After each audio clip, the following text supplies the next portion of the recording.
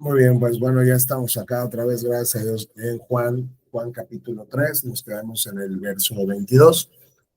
La última vez que vimos Juan fue hace una semana o 15 días, me parece, no lo recuerdo, pero nos quedamos en Juan 3, 16, 17, ¿no? Hasta el 21 vimos que o sea, que el versículo más conocido en el mundo cristiano es Juan 3, 16, que dice, pues Dios amó tanto al mundo que dio a su Hijo único.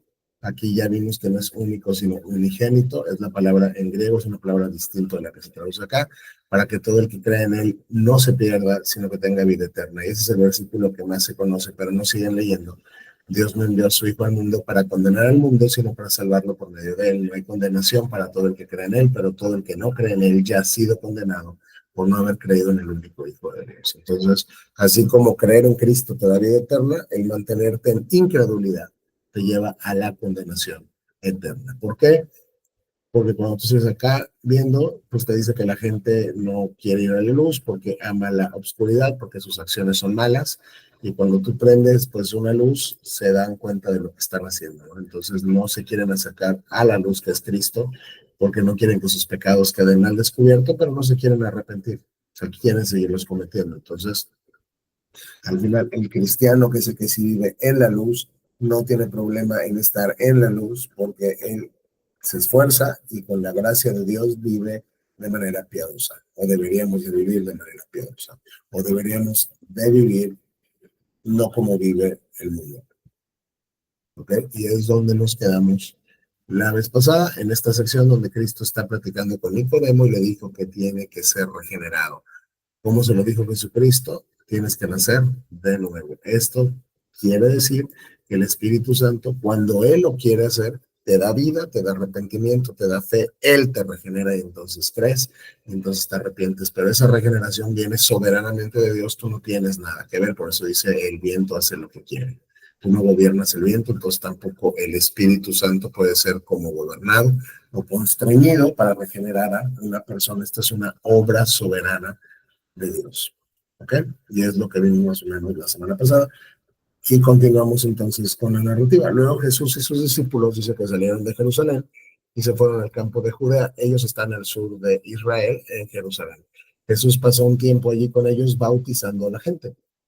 En ese tiempo Juan el Bautista bautizaba también en Enon, cerca de Salim, porque ahí había mucha agua. Entonces Juan el Bautista sigue con su ministerio bautizando, predicando un bautismo para arrepentimiento. Y Jesús también está bautizando, ¿ok? Y la gente iba a él aquí en San Juan el Bautista para ser bautizado. Esto sucedió antes de que metieran a Juan en la cárcel, porque ya sabemos que después encarcelan a Juan y lo matan, ¿ok?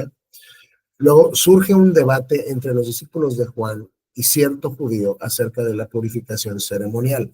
¿Por qué creen que surgió un debate en el contexto del bautismo? Porque nos está hablando que Jesús está bautizando y nos está diciendo que Juan está bautizando.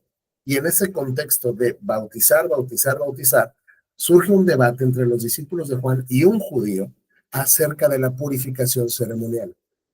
¿Por qué creen que surge este debate en este contexto del bautismo? ¿Quién se anima?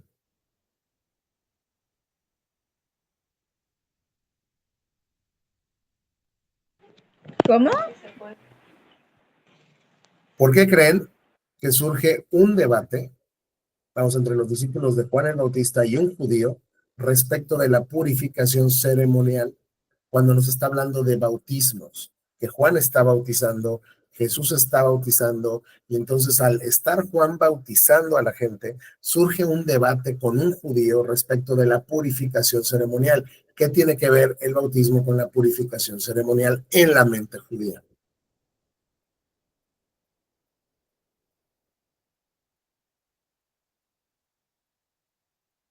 ¿Quién se anima?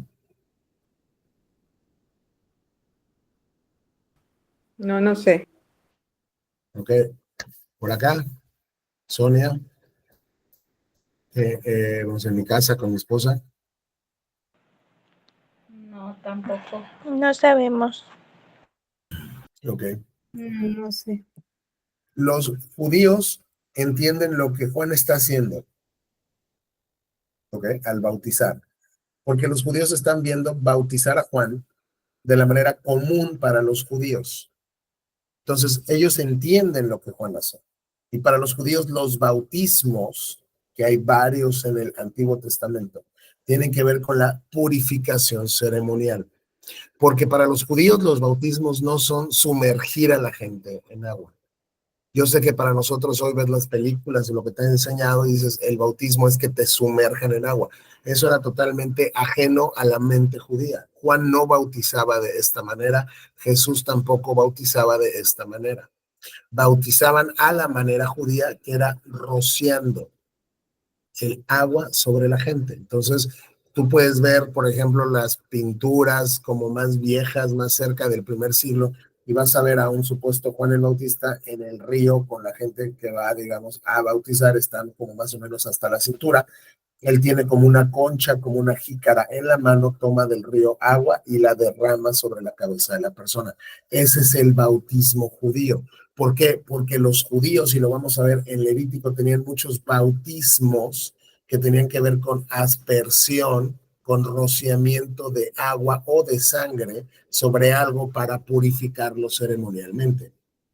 Entonces, esto es importante porque esto nos dice y nos lleva a pensar cómo es que Juan bautizaba y cómo es que Jesús bautizaba.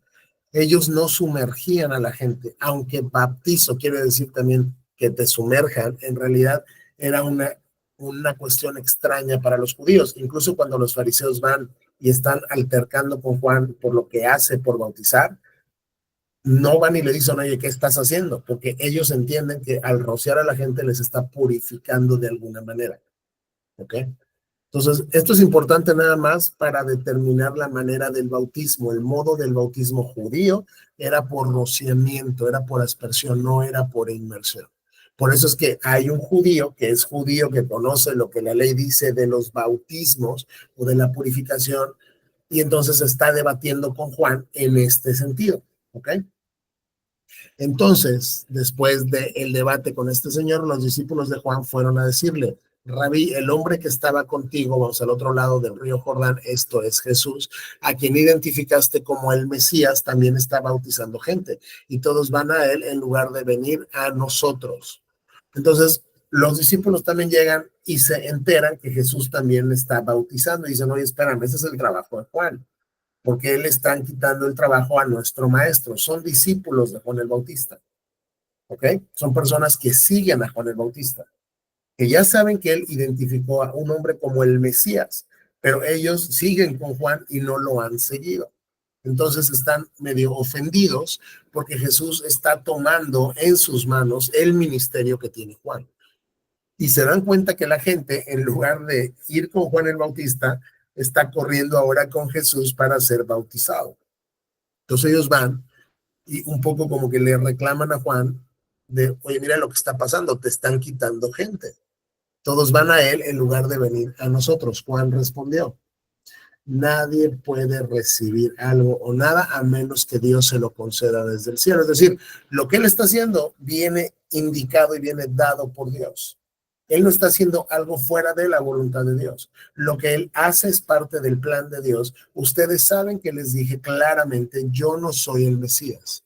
Estoy aquí solo para prepararle camino a él. Él es el novio quien se casa con la novia y el amigo del novio, que es, o sea, bueno, que soy yo, digo que soy Juan, simplemente está contento de poder estar junto a esta persona, vamos al novio, y oír sus votos. Por lo tanto, oír que él tiene éxito me llena de alegría. Juan está diciendo, a ver, es que vamos, esto era de esperarse. Esto es parte del plan de Dios, porque ustedes recuerdan, y son mis discípulos, y yo les dije, señores, yo no soy el Mesías. Yo tengo un ministerio y yo tengo una indicación, y es prepararle el camino al Mesías.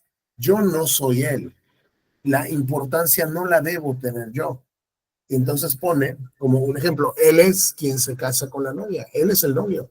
Yo solo soy, pues, el padrino del novio, o sea, vamos, amigo del novio, que estoy contento de poder estar con el novio y escuchar sus votos cuando se casa con su novia, pero el protagonista de la historia es él, no soy yo.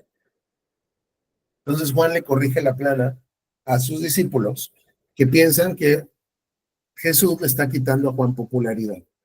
Entonces, Juan todavía les dice, por lo tanto, cuando yo escucho o sé que él tiene éxito, que la gente está yendo con él para que los bautice, a mí me da gozo. Yo no tengo envidia, porque yo sé cuál es mi lugar. Y mi lugar no es tomar su lugar. Mi lugar no es ser el protagonista. Mi lugar es estar a la sombra de Jesús para que él brille. Y entonces Juan dice, él debe tener cada vez más importancia y yo menos. Esto es parte del plan de Dios. Es parte del plan de Dios que Jesús crezca en fama, crezca en importancia, crezca en prestigio y yo al contrario vaya disminuyéndola para que él brille más. Ahora vamos a notar aquí el corazón de Juan. Juan no está buscando el reflector. Juan no está buscando el aplauso. Juan no está buscando tener el ministerio donde lo vean más. Juan no tiene ningún problema en trabajar a las sombras. Juan no tiene ningún problema en que nadie le conozca. Juan no tiene ningún problema en ser insignificante, digamos, en términos de, oye, fíjate que no eres tan famoso como él. ¿Cuántas veces nosotros como cristianos, cuando servimos a Dios, queremos estar en la palestra más alta? Queremos estar en el lugar de honor. Queremos estar donde nos vean más, donde se note más lo que hacemos. Dios tiene un lugar para cada persona dentro de su cuerpo. Dios tiene gente a la que le va a poner en ministerios mucho, muy públicos y los va a hacer mucho, muy famosos. Y está bien, es parte del plan de Dios. Y Dios tiene gente que va a estar trabajando siempre a las sombras, que nadie va a saber más que su familia quién es. Y está bien, eso es parte del plan de Dios. Porque nosotros debemos darle gracias a Dios que nos permite participar de su obra sin importar el lugar donde nos haya puesto. Porque al final, la recompensa que recibiremos, que desde luego lo más importante que tenemos, lo más valioso es Cristo, pero aún así Dios nos va a dar recompensa por el servicio que le prestamos. La recompensa que recibiremos nada tiene que ver con cuánta fama tuvimos, sino con qué tanto fuimos fieles al llamado que Él nos dio. Entonces acá Juan el Bautista entiende esto perfectamente bien y él dice, él tiene que subir, Cristo tiene que subir en importancia para que yo baje. Él vino de lo alto, él viene del cielo. Yo soy un humano y es superior a cualquier otro. Nosotros somos de la tierra y hablamos de cosas terrenales, pero él vino del cielo y es superior a todos. O sea, no te preocupes, yo soy un simple ser humano. Él es Dios, él descendió del cielo. Él es más importante que cualquiera. Él tiene todo el derecho de ser el preeminente. Él da testimonio de lo que ha visto y ha oído, pero que pocos creen en lo que les dice. Todo el que acepta su testimonio puede confirmar que Dios es veraz. Él viene del cielo y viene a decir las palabras que escuchó y a ver lo que vio, a darnos testimonio de la voluntad de Dios, pero sin importar que él viene del cielo, la gente no le quiere creer. Muy pocos creen lo que les dice. La gente le rechaza. Juan entonces acá también está mediando el tema de si lo rechazan a él, es obvio que también me van a rechazar a mí. Y Juan fue y vamos, si lo mataron también, ¿no? Si rechazan al que viene del cielo, que es superior a mí, que es mucho más alto que yo, ¿qué creen que va a pasar conmigo? Ahora, todo el que acepta su testimonio, todo el que tiene fe en sus palabras, entonces lo que está diciendo es sí, Dios es veraz, porque Dios fue quien dio testimonio de Cristo en su bautismo, que su bautismo, recordemos, ya lo hemos dicho, el bautismo de Cristo no fue un bautismo por inmersión, porque es algo extraño a la mente judía, sino por rociamiento, y fue un bautismo no para perdón de pecados, sino fue su ordenación sacerdotal de acuerdo con la ley, que tenía que hacer otro sacerdote. Juan es sacerdote porque su padre es sacerdote. Entonces ahí en el bautismo de Cristo, Dios, recuerden, da testimonio y dice, este es mi hijo amado, a él oíd. Entonces cuando tú le crees a Cristo, tú estás diciendo lo que dijo Dios sí es cierto, Dios es veraz. Si tú niegas que lo que dice Cristo es verdad y Dios ya dio testimonio público de Cristo, entonces lo que le estás diciendo a Dios es tu testimonio es mentira. pues él es enviado por Dios y habla las palabras de Dios. O sea, él es el representante de Dios acá, él fue enviado por Dios, lo que Dios quiere que él diga, él lo dice, así que quien cree en sus palabras está confiando en Dios mismo, porque Dios le da el Espíritu sin límites. Aquí vemos al Padre, al Hijo y al Espíritu Santo, la Trinidad, trabajando en la extensión del Evangelio y en el crecimiento del pueblo de Dios. El Padre ama a su Hijo y ha puesto todo en sus manos. Los que creen en el Hijo de Dios tienen vida eterna. Los que no obedecen al Hijo nunca tendrán vida eterna, sino que permanecen bajo la ira del juicio de Dios. Y este versículo 35 y 36 son chiquitos, son cortitos, pero tienen verdades muy, muy grandes. Entonces, Juan nos está diciendo que cuando tú crees en las palabras de Cristo, tú aceptas el testimonio de Dios, porque Cristo viene de Dios y Cristo habla las palabras de Dios, porque Dios le da el Espíritu a Cristo sin límites. Y entonces quiere que entiendas que Dios ama a Cristo, el Padre ama a su Hijo, y Dios le ha entregado a Cristo el gobierno y el control y la soberanía total y absoluta. Y él ya dio testimonio público de su Hijo. Entonces tú debes doblar tus rodillas delante de Cristo y besar sus pies. Así que si tú le crees al Hijo de Dios, que es Jesucristo, cuando Él te habla, entonces Dios te promete vida eterna. Y vida eterna es vida que no termina. Nosotros no podemos pensar en la eternidad porque nuestra mente no está diseñada para que la comprendamos. Pero ahí cuando te pones a pensar en lo que es el eterno, te vuelves loco porque no lo puedes entender. Es algo que nunca va a tener fin. Y no se trata solo de, bueno, voy a vivir para siempre. Sí, vas a vivir para siempre, pero la vida eterna, y lo dirá Juan más adelante, es que conozcamos a Dios. La vida eterna para el cristiano comienza aquí y sigue hasta la eternidad, porque aquí es donde comenzamos a conocer a Dios y por la eternidad de la eternidad seguiremos conociéndole. Nunca terminaremos de conocer a Dios porque Dios es infinito y porque Dios es Dios. Y nosotros con todo lo glorificados que vamos a estar, no vamos a ser Dios. Entonces Dios va a seguir siendo conocido por nosotros durante la eternidad. Y esa promesa es para los que creen en el Hijo de Dios. Pero también hay una promesa, y es una promesa de juicio, y es una promesa de destrucción, que los que no obedecen al Hijo nunca tendrán vida eterna. Reina Valera, ¿dónde está? Aquí dice, el que cree en el Hijo tiene vida eterna, pero el que rehúsa creer en el Hijo no verá la vida, sino que la ira de Dios está sobre él. Juan nos está diciendo, si tú crees en él, vida eterna, plena con Dios, conociéndole por eternidades de eternidades. Si no crees en él, nunca vas a tener vida eterna. Sí vas a ser eterno, pero tu eternidad, tú no la vas a pasar en vida, sino en juicio. Y la ira del juicio de Dios permanece sobre ti.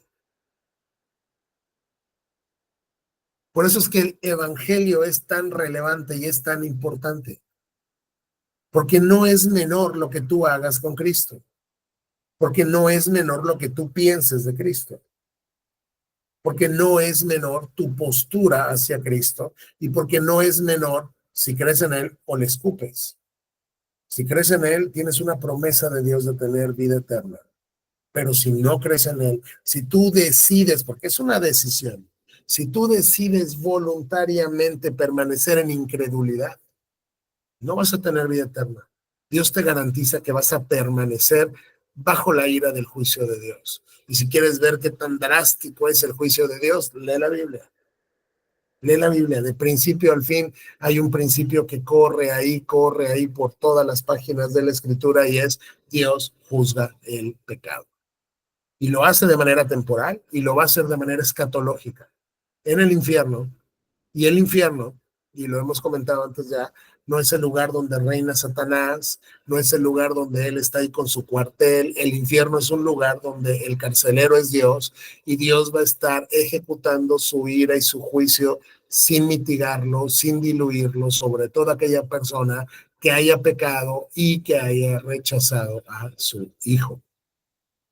Por eso es que Juan escribe Juan el apóstol, quiero decir, por eso es que Juan escribe Juan, porque Juan quiere que creamos que Jesús es el Hijo de Dios, para que creyendo en él tengamos vida en su nombre. ¿Tiene alguna duda hasta acá? No. No. Perfecto. Vamos al capítulo 4.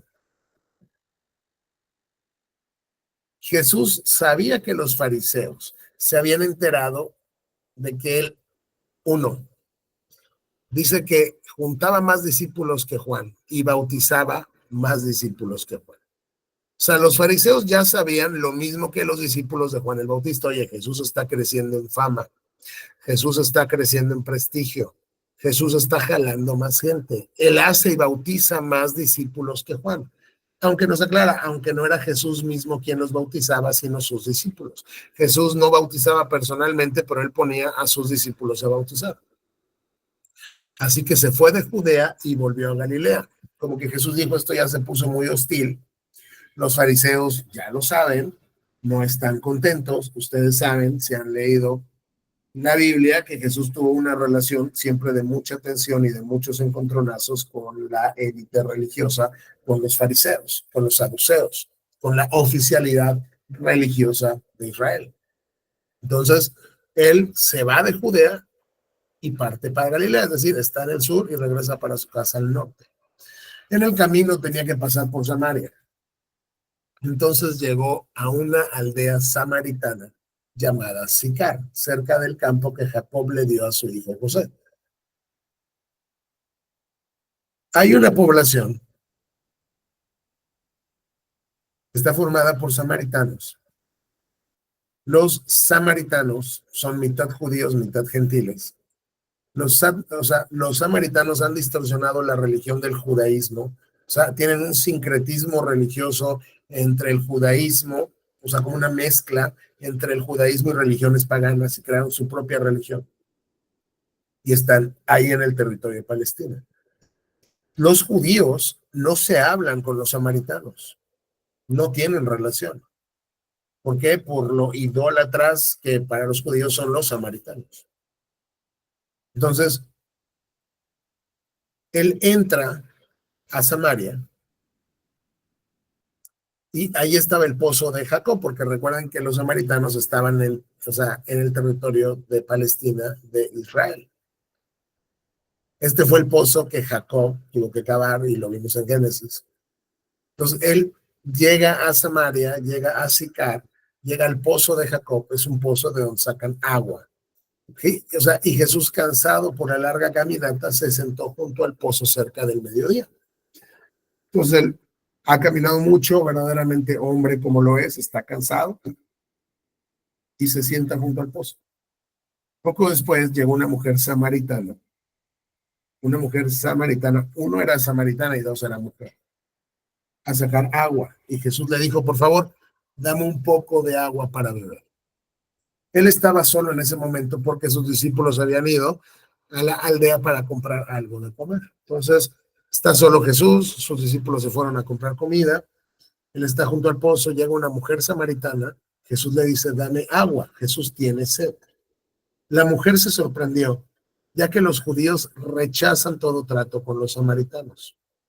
Entonces le dijo a Jesús, usted es judío, yo soy una mujer samaritana, ¿por qué me pide agua para beber?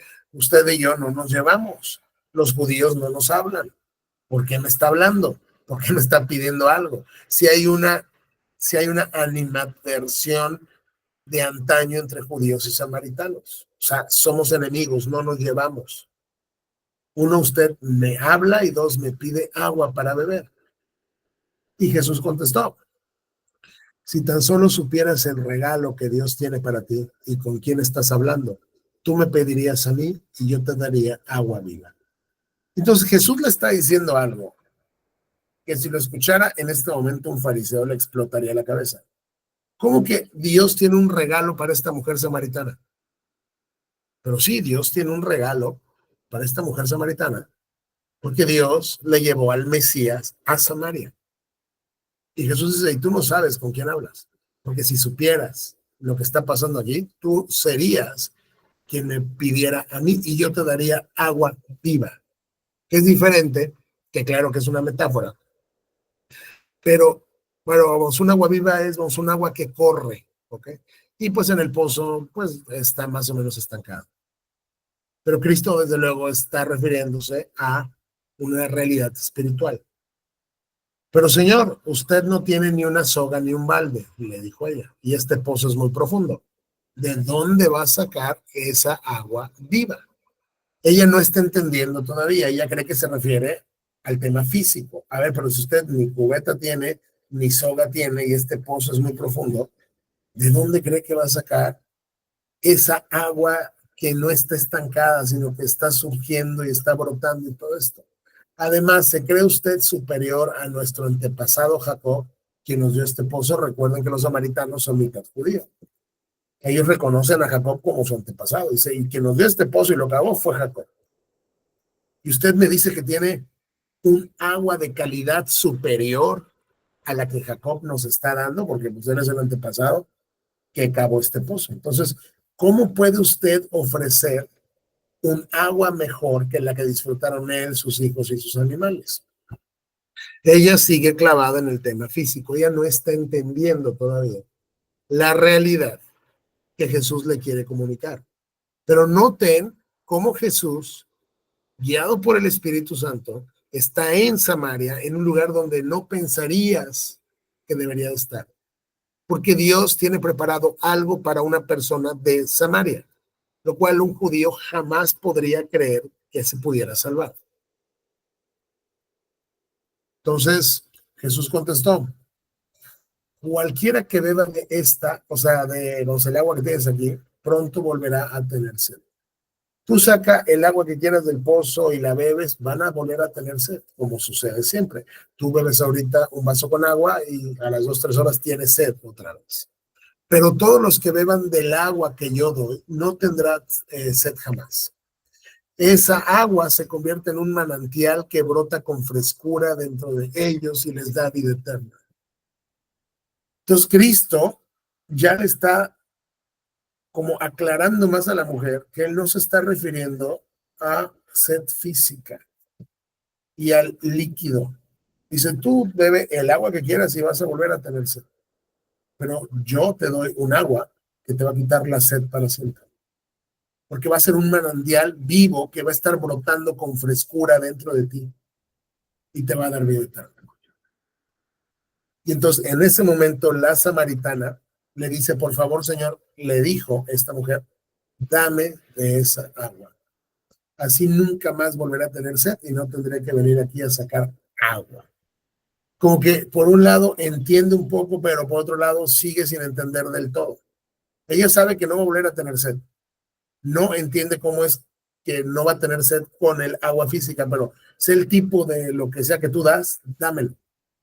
Jesús le dijo, ve y trae a tu esposo. Ok, ve por favor y tráeme a tu esposo. Ella respondió, no tengo esposo. Es cierto, dijo Jesús, no tienes esposo porque has tenido 5 esposos y ni siquiera estás casada con el hombre con el que hoy vives. Ciertamente dijiste la verdad. Y entonces, pues de repente, ella se da cuenta que este hombre sabe más de sus cosas íntimas, de lo que tendría que saber, y no lo conoce, y no la conoce, y sabe cómo ha sido su vida. O sea, esta es una mujer inmoral que ha tenido 5 esposos y hoy ni siquiera está casada con el hombre con el que vive. O sea, tienes a una mujer samaritana, que para empezar es mujer. Y en la cultura judía, ya les he dicho, por ejemplo, los judíos como muy religiosos, siempre decían, gracias a Dios que no me hiciste ni perro, ni mujer, ni gentil. Ser una mujer, o sea, era algo que no era deseable, ¿no?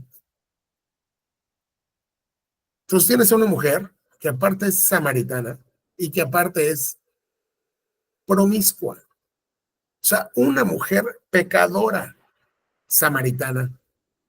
Y Cristo le está ofreciendo darle vida eterna y darle un agua que va a saciar su sed para siempre. Y entonces Cristo le descubre su pecado. Cristo la confronta con su pecado. Ella dijo, yo no tengo esposo. Claro que no, pues has tenido 5 y hoy con el que estás ni es tu marido. Entonces, bien, has dicho la verdad. Señor, dijo esta mujer, seguro que usted es profeta. O sea, este tiene que ser un profeta, porque sabe cosas que solo Dios le podría revelar. Entonces, ya que estaba en la presencia de un profeta, ella le hace una pregunta teológica. Así que dígame, ¿por qué ustedes los judíos insisten en que en Jerusalén es donde se tiene que adorar? Mientras que nosotros los samaritanos afirmamos que es aquí en el monte Gerizim, donde adoraron nuestros antepasados. Esto es importante que lo tengan así. Vamos a dar un recorrido rapidísimo histórico por la historia de Israel. Cuando Dios rompe el reino de las manos de la dinastía de David, de Roboam, hijo de Salomón, se divide el reino en 10 tribus y 2 tribus al sur. Las 2 tribus al sur se va a llamar el pueblo de Judá, que es Judá y Benjamín. Y las demás tribus, que son 10, que están, digamos, Efraín y Manasés, Gad y todas estas tribus, van a tener un gobernante diferente a la dinastía de David, que en este caso, cuando se rompe el reino, se convierte Jeroboam en el gobernante de las 10 tribus del norte. ¿Okay? Y Roboam, el gobernante de las 2 tribus del sur. Dios, y lo vamos a ver en Deuteronomio, Dios desde ahí les dijo, el Señor escogerá una ciudad donde será adorado su nombre. La respuesta que se le tendría que dar aquí a la samaritana es, oye, ¿por qué los judíos insisten que es en Jerusalén donde se tiene que adorar? Y la respuesta es porque Dios escogió Jerusalén y está en la Biblia, ¿no? Pero entonces cuando se rompe el reino, Jeroboam, que se quedó con las demás tribus del norte, dijo, él sabe que el pueblo tiene que bajar a Jerusalén para adorar a Dios porque Dios ha determinado que sea ahí. Entonces él dice, no, es que si la gente sigue bajando al templo de Jerusalén, se van a regresar con la dinastía de David y yo los voy a perder. Entonces lo que este cuate hace es que cambia todo, cambia la religión judía. Pone unos becerros de oro, ahí vamos en Israel, vamos al norte, al sur, y les dice, ya no tienen que bajar allá a Jerusalén, ustedes pueden adorar a Jehová aquí. Cambia el calendario de las fiestas para que no tengan que estar bajando a Jerusalén. Entonces, históricamente, los samaritanos, que están mal desde luego, dicen que no tienen que bajar a Jerusalén, sino ellos pueden adorar a Jehová en Gerizim. Entonces, a ver, aquí hay un conflicto. Los judíos dicen que Jerusalén es donde tenemos que ir y nosotros decimos que es Gerizim. A ver, si tú eres profeta, dinos dónde. Como les digo, la respuesta más práctica y teológica es decirle porque Dios dijo que se la adora en Jerusalén, pero Jesús se va mucho más adelante. Y Jesús le dice, créeme, querida mujer, que se acerque el tiempo en que no tendrá importancia si se adora al Padre en este monte, o sea, en Gerizim, donde están ustedes los samaritanos, o en Jerusalén. Y lo que está, o sea, y lo que está diciendo aquí Jesús es algo que rompe la mente de los judíos. Cristo está diciendo que va a llegar el tiempo, no ha llegado, va a llegar el tiempo donde no va a importar que tú vayas a Jerusalén como lugar físico a adorar a Dios. Pero Dios, desde luego, escogió Jerusalén. Sin embargo, las cosas van a cambiar. Ustedes, los samaritanos, saben muy poco acerca de aquel a quien adoran, mientras que nosotros, los judíos, conocemos bien a quien adoramos, porque la salvación viene por medio de los judíos. Dice, les voy a decir la verdad. Ustedes, los samaritanos, realmente no entienden nada. Los judíos sí, porque la revelación de Dios vino por los judíos. Ustedes son una mezcla, que tienen todo ahí raro, pues, ¿no? Así que ustedes creen que están, digamos, adorando a Jehová, pero no lo conocen. Nosotros sí lo conocemos bien. ¿Por qué? Porque la salvación viene por medio de los judíos, porque así Dios se quiso revelar. Entonces, déjame dejarte claro algo. No es como que los dos estamos bien o cada quien tiene su verdad. Los judíos somos los que estamos bien. Ustedes, samaritanos, están equivocados. O sea, Cristo se lo deja claro. Pero le dice, pero se acerca el tiempo y de hecho ya llegó, cuando los verdaderos adoradores adorarán al Padre en espíritu y en verdad. Va a llegar el momento, y ya llegó, pero ese momento llegará hasta que se destruya el templo de Jerusalén, cuando los verdaderos adoradores, los que realmente conozcan a Dios y le quieran adorar, no van a tener que ir a una ciudad física, sino donde estén, le van a poder adorar en espíritu, donde estén. No tienen que ir a un lugar específico para adorar a Dios. Y bueno, claro, en verdad, es decir, de acuerdo con la verdad de la revelación de Dios, porque no puedes adorar a Dios con tus propias imaginaciones. Dios dijo cómo quiere que lo adores y conforme a la verdad de quién es Dios, le debes adorar.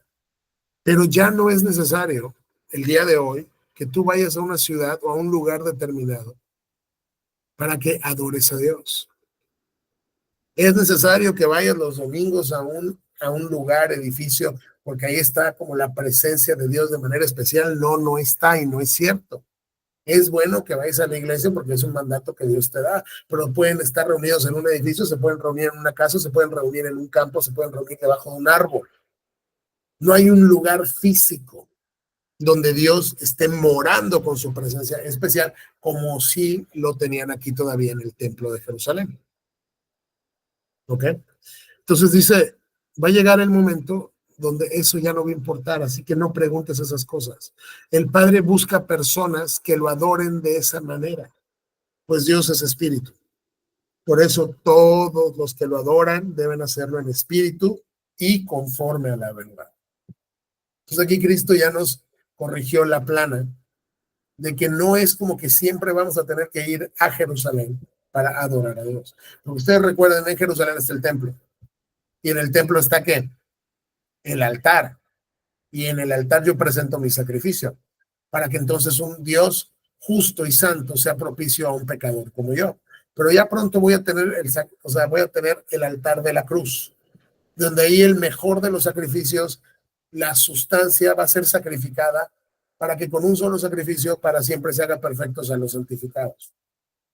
Entonces ya no necesito ir a Jerusalén a presentar un sacrificio porque el sacrificio ya fue presentado una sola vez y para siempre. Entonces ya no tengo que ir a un lugar específico para adorar a Dios. Se debe hacer donde tú estés, en espíritu y conforme a la verdad. Y te dice que Dios busca que lo adoremos de esa manera, en espíritu y conforme a la verdad. ¿Por qué? Porque Dios es espíritu, Dios está en todos lados. Y por eso quienes lo hacen, quienes se acercan a Dios para adorarlo una vez que el sacrificio de Cristo está completo, deben de hacerlo en espíritu y en verdad. Y Dios fue suficientemente bueno con los judíos, o sea, por destruirle su templo en el 70, para que ya entendieran que ya no lo necesitaban. Dios les tuvo que destruir en el templo en el año 70 después de Cristo para que los judíos entendieran, ya no necesito. El sacrificio último ya fue presentado. Entonces, con lo que le dice Cristo, pues esta mujer dijo, sé que el Mesías está por venir, al que llaman Cristo. Cuando Él venga, nos explicará todas las cosas. Ok, bueno, está siguiendo más o menos, vamos, el argumento que Jesús hace, y entonces ella de alguna manera dice, esto se relaciona con el Mesías. Ahora, vamos, ella sabe que va a venir un Mesías, y sabe que se le llama Cristo. Ahora, cuando Él venga, ahora sí lo vamos a entender todo. Entonces Jesús le dijo, yo soy el Mesías. ¿Sí te acuerdas que te dije que Dios tenía un regalo para ti? Tu mujer samaritana promiscua, yo soy el Mesías. Justo en ese momento volvieron sus discípulos. Se sorprendieron al ver que Jesús estaba platicando con una mujer, pero ninguno se atrevió a preguntarle, ¿qué quieres de ella o por qué le hablas? Los discípulos, pues, como judíos de su tiempo, pues no tenían en gran estima a la mujer y sobre todo a la samaritana. Entonces, ¿por qué está hablando Jesús con ella? Es como una persona ahorita pues como que religiosa, que se cree mucho mejor que los demás, que pues de repente llegas tú con tus discípulos y te ven hablando con una prostituta. Oye, ¿por qué el maestro, por qué el gran teólogo está platicando con una prostituta, con un borracho que está ahí tirado en la calle en una banqueta? ¿Qué le pasa?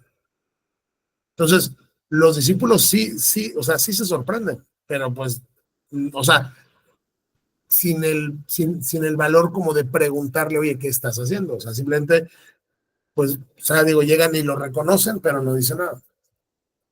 Cuando esta mujer escucha que Jesús le dice, yo soy el Mesías, dice que la mujer dejó su cántaro junto al pozo y no dijo ninguna otra cosa.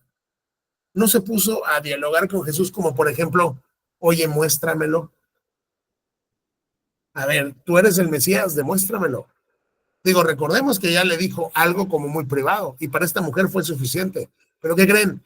Que los evangelios me contrastan a la mujer samaritana ¿con quién? Con los fariseos, que vieron muchos más milagros que esta mujer y todavía le dijeron, danos otra señal de que tú vienes de Dios.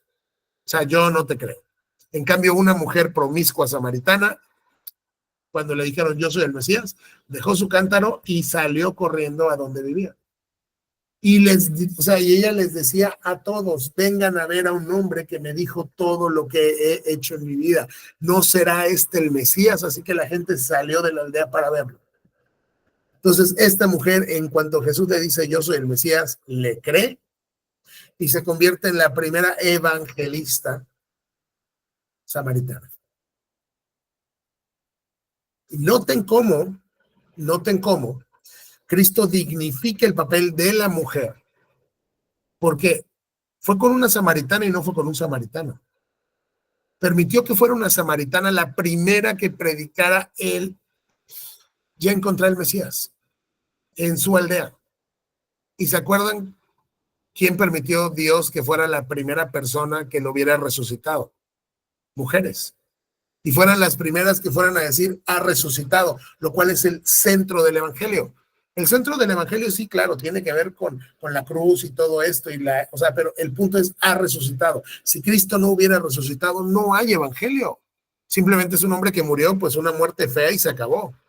Pero si no resucitó, ¿dónde está la esperanza? Si no resucitó, ¿dónde está entonces el mensaje del evangelio?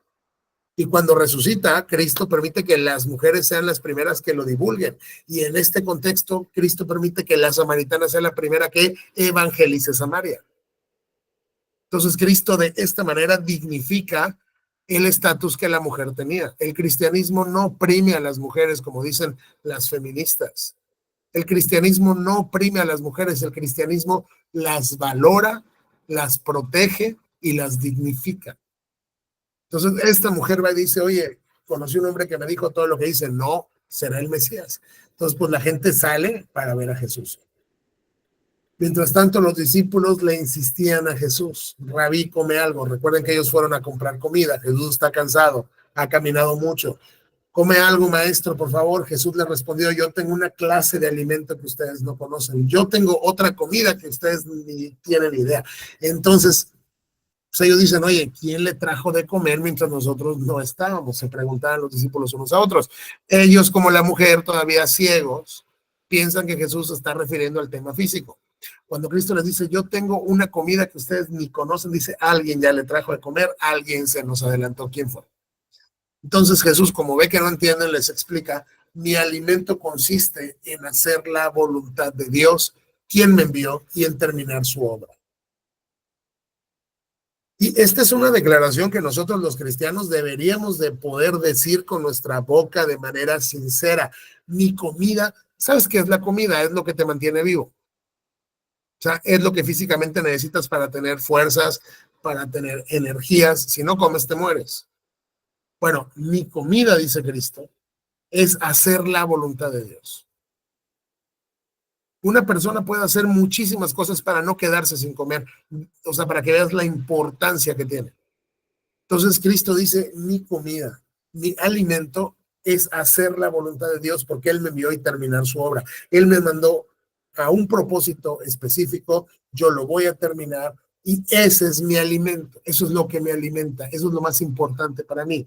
Ustedes conocen el dicho, hay 4 meses entre la siembra y la cosecha. Ellos tenían un dicho de, bueno, a ver, entre que siembras y cosechas, pues pasan 4 meses, pero yo les digo, despierten y miren a su alrededor, los campos ya están listos para la cosecha. A los segadores se les paga un buen salario y los frutos que cosechan son personas que pasan a tener la vida eterna. Qué alegría les espera tanto al que siembra como al que cosecha. Ya saben el dicho, uno siembra y otro cosecha, y es cierto, yo los envié a que ustedes cosecharan donde no sembraron, otros hicieron el trabajo y hoy ustedes les toca levantar la cosecha. Cristo, ¿qué les está diciendo? Y aquí viene algo súper padre. Cristo les dice, yo tengo una comida que es hacer la voluntad de Dios. Y créanme que no siempre tienen que pasar 4 meses entre que siembras y cosechas. Cristo acaba de sembrar en el corazón de la samaritana y están a punto de cosechar una multitud. Así que dice, quiero que despierten y miren a su alrededor, los campos ya están listos para la cosecha. Miren la gente que se está acercando, ya viene la cosecha. Acabo de sembrar y ya viene la cosecha. Ustedes van a tener su recompensa por participar aunque no hayan sembrado. Ahora, los frutos que van a cosechar no es comida física, son personas que van a tener vida eterna. Así que qué gozo va a tener tanto el que siembra como el que cosecha. No todos participan de lo mismo en el reino de Dios. Hay veces que una persona es la que le toca sembrar y pasan 10 años y luego otro cosecha, no importa. Los dos van a tener recompensa. Por eso dice, ya saben, uno siembra, vamos, otro cosecha, y es cierto. Así que yo sembré aquí. Lo que yo quiero hacer, yo sembré, ustedes no. ¿Ve? O sea, pero miren ya toda la gente que viene, vayan a cosechar. ¿Ok? Yo ya hice el trabajo, ahora vayan a levantar la cosecha. Y entonces, en ese momento, cuando Cristo les dice esto, dice, miren los campos como ya están listos. Vienen las multitudes de samaritanos. Muchos samaritanos creyeron en Jesús en esa aldea. Porque la mujer había dicho, él me dijo todo lo que hice en mi vida. El testimonio de la samaritana tuvo tal peso sobre sus parientes o sobre sus coetáneos o sobre sus amigos o sus paisanos, que muchos de los samaritanos, que recuerden, son samaritanos, creyeron en Jesús antes que la oficialidad religiosa judía, por el testimonio de una mujer samaritana. Y cuando salieron a verlo, le rogaron que se quedara con ellos en la aldea. ¿Ok? Entonces, a ver, ¿dónde voy? Perdón, ya me perdí. Sí, pero que se quedara con ellos, vamos a la aldea. Así que Jesús se quedó 2 días. Jesús aceptó pernoctar, quedarse a dormir en Samaria con los samaritanos. Otra vez, si esto lo escucha o lo ve un religioso judío, se le explotan los sesos porque no puede entender. Así que Jesús se queda con ellos 2 días, tiempo suficiente para que muchos más escucharan su mensaje y creyeran. No solo están las multitudes que creen cuando esta mujer les habla, luego Jesús se queda con ellos 2 días más para que más crean todavía. Y luego le dijeron a la mujer, hoy creemos no solo por lo que tú nos dijiste, sino por lo que hemos oído en persona. Ahora sabemos que Él es realmente el Salvador del mundo. Qué declaración de fe, cual no han hecho en Israel, estamos viendo acá. Los samaritanos están declarando, están creyendo y están declarando que Jesús es realmente el Salvador del mundo. Él es el Mesías, Él es el retoño de David, Él es el cumplimiento del pacto con Abraham, del pacto con David, etcétera, etcétera. Él es el Salvador del mundo, Él es el Salvador del cosmos. Pero vean de boca de quién, y yo lo quiero enfatizar porque nos debería de sorprender, vean en boca de quién está este testimonio, de quien menos se hubiera pensado. Esto nos debe servir, 1, para que nunca pensemos que hay alguien que está fuera del alcance de la gracia de Dios, sea quien sea. Sea quien sea.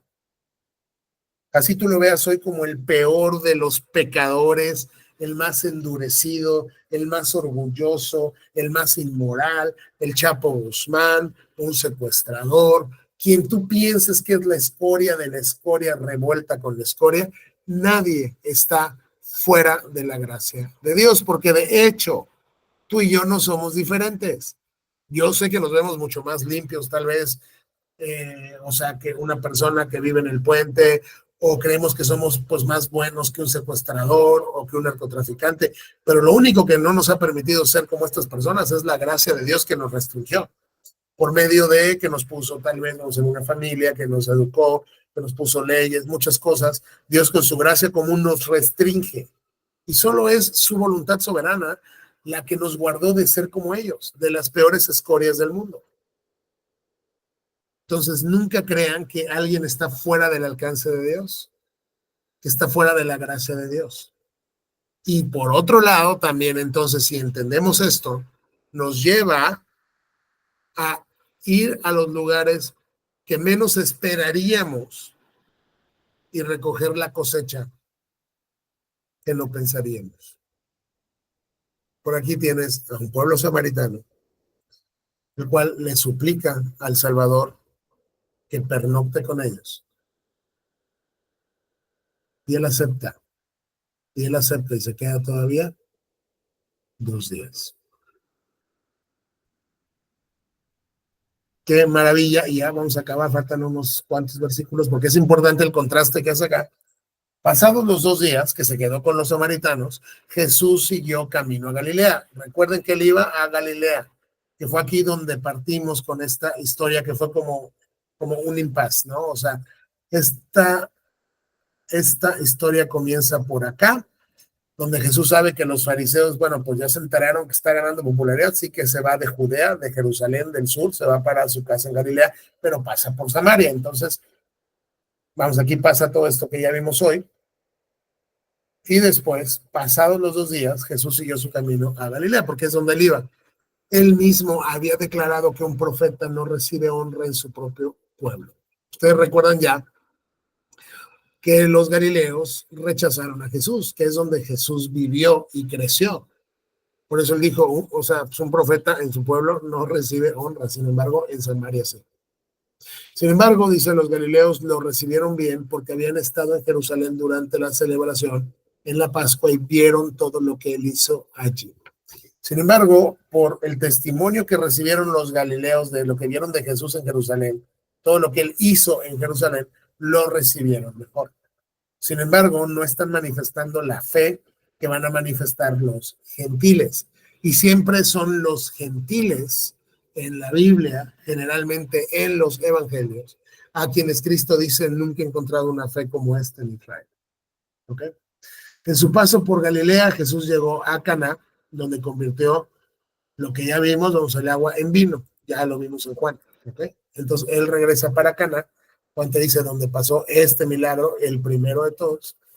Cerca de allí, en Capernaum, hay un funcionario de gobierno que tenía un hijo muy enfermo. Un funcionario, o sea, una persona, digamos, importante que tenía un hijo con una enfermedad. Cuando supo que Jesús se fue de Judea a Galilea, fue a verlo y le rogó que se dirigiera a Capernaum para salvar a su hijo, quien estaba al borde de la muerte. Entonces acá tienes a un funcionario judío que llega a Capernaum porque su hijo está como muy enfermo y está por morir, sabe que Jesús está ahí y le dice, por favor, sálvalo. Jesús le preguntó, ¿acaso nunca van a creer en mí a menos que vean señales con milagros y maravillas? Señor, por favor, suplicó el funcionario, ven ahora mismo antes de que mi hijito se muera. Entonces Jesús le dijo, vuelve a tu casa, tu hijo vivirá. El hombre creyó lo que Jesús le dijo y él emprendió el regreso a su casa. Mientras el funcionario iba en camino, algunos de sus sirvientes dice que salieron a su encuentro con la noticia de que su hijo estaba vivo y sano. Él les preguntó a qué hora el niño había comenzado a mejorar y ellos le contestaron, ayer a la 1 de la tarde la fiebre de pronto se le fue. Entonces el padre se dio cuenta de que la sanidad había ocurrido en el mismo instante que Jesús le dijo, tu hijo vivirá. Y tanto él como todos los de su casa creyeron en Jesús. Esta fue la segunda señal de milagro o milagrosa que hizo Jesús en Galilea al volver de Judea. Recuerden que Juan tiene un registro de 8 milagros que nos presenta para que creamos que Jesús es Dios. Ya vimos el primero, vimos el segundo, y este es Jesús a la distancia sana a un niño que está como muy enfermo. Y el padre se da cuenta de que el niño se curó en cuanto Jesús dijo, tu hijo vivirá. Pero aquí vamos a notar esto. Cristo les reprende de cierta manera y les dice, ustedes no van a creer en mí a menos que vean señales milagrosas y maravillas. En este caso, este hombre y los de su casa creyeron en Jesús, pero no todos los judíos que vieron este milagro creyeron en Jesús. De hecho, Jesús hizo muchos milagros. Juan solo, digamos, escogió 8 de manera temática porque son los que le importaban a él poner ahí, pero tú leí, hay muchos milagros que Jesús hace y aún así, al final del tiempo, el pueblo de Israel está gritando, crucifícalo y danos a Barrabás. Mata a Jesús y suelta al asesino Barrabás. ¿Por qué? Porque no importa los milagros que vio el pueblo judío, nunca manifestó una fe como la de los gentiles, como la que los gentiles tendrían. Y eso es parte del argumento de Pablo. Desde luego hay un remanente judío que sí cree, pero un remanente es una cantidad como muy pequeña de toda la población, de toda la multitud de judíos que hay, solo un remanente está creyendo en él. Y los demás aún viendo milagros tras milagros tras milagros. Por ejemplo, aquí, ¿por qué les dije que hay un contraste? Porque aquí Cristo tuvo que hacer un milagro para que solo, para que creyera un hombre y su familia. Nada más. Tuvo que hacer un milagro para la salvación de una familia.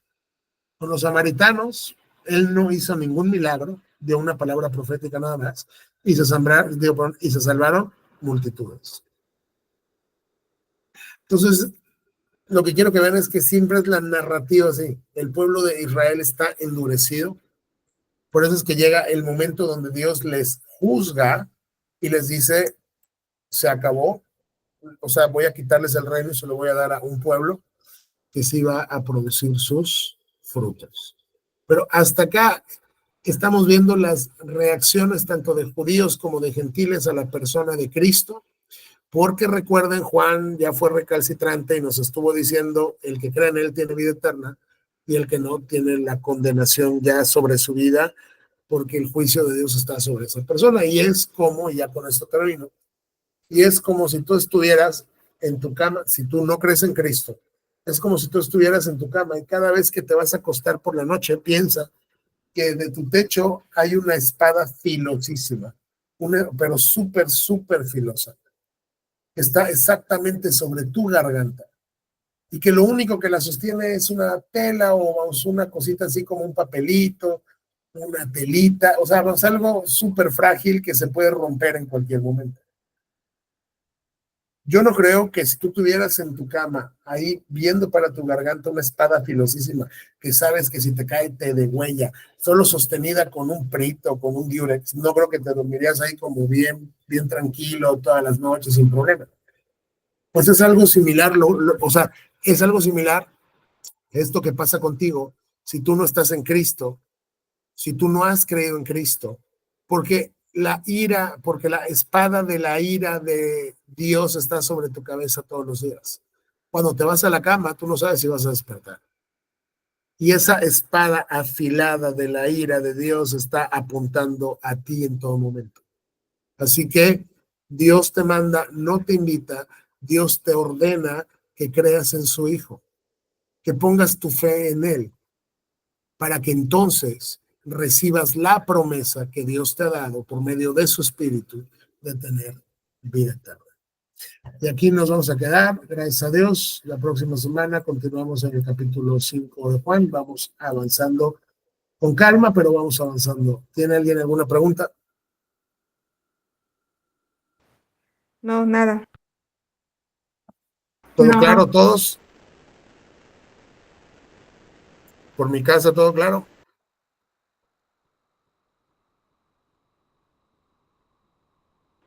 Todo claro.